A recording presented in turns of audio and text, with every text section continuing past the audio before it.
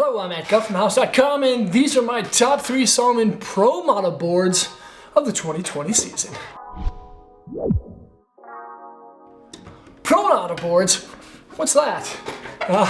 It's actually a lot of fun, that's what it is. It means that these boards have been engineered for riders specifically.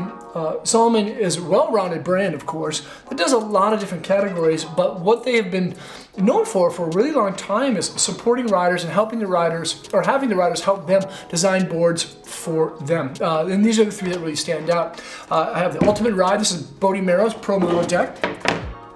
The 6-piece, this is the board behind Chris Grenier.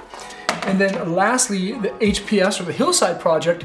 This is Willie Novelt's and Takanaki's kind of shaped style board. They all have centered style bases. They're extremely fast. And again, they have individuals who are very strong riders that are backing them. And that's why they stand out within the top pro models for Salomon for the year. So this is the HPS. This is a power style board. It has a tapered directional shape. The nose is quite a bit more wide than what you'll find in the tail. It has a setback stance of 30 millimeters with a feel and flex rating of a 5 and BIX fiberglass, and a really cool top sheet that's bamboo. Another great thing about this HPS is that it's a smooth riding board. It has cork and bamboo within the sidewalls that help to reduce negative vibrations, and a very great profile shape for power riding called powder camber. Now the powder camber is camber from the medial side of that front insert all the way to that tail. And what that does is provide stability while you're on an edge exiting out of that turn.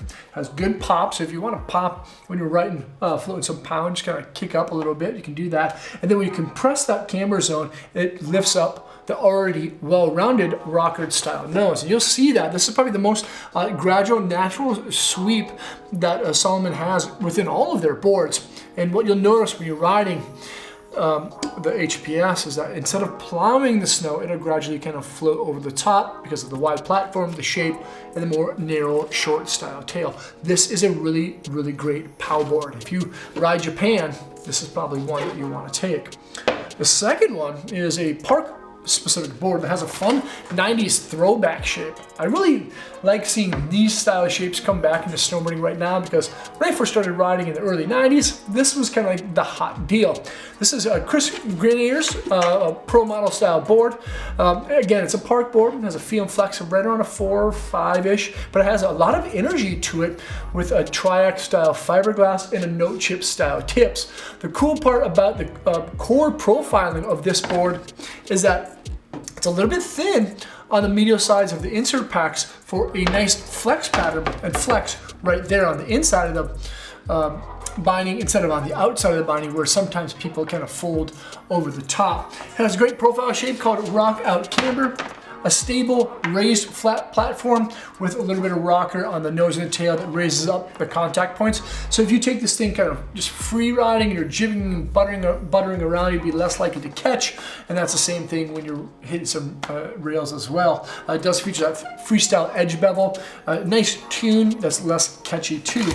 And then lastly is Bodie Merrill's Pro Model. This is called the Ultimate Ride. Now, it has a true twin style platform, a centered stance. You can ride it this way and this way. It's going to feel the exact same, of course, as that 6-piece. But the unique thing is that Bodie takes us everywhere, from riding in the streets to the parks to groomed trails to trees to the backcountry and strictly big power lines. He rides this one, which is actually pretty remarkable. Has a feel and flex rating of a 6.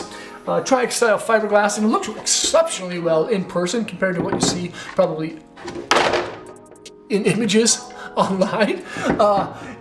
It has like this really unique style top sheet that has like a little metal flake to it. It reminds me of an old Rippy board.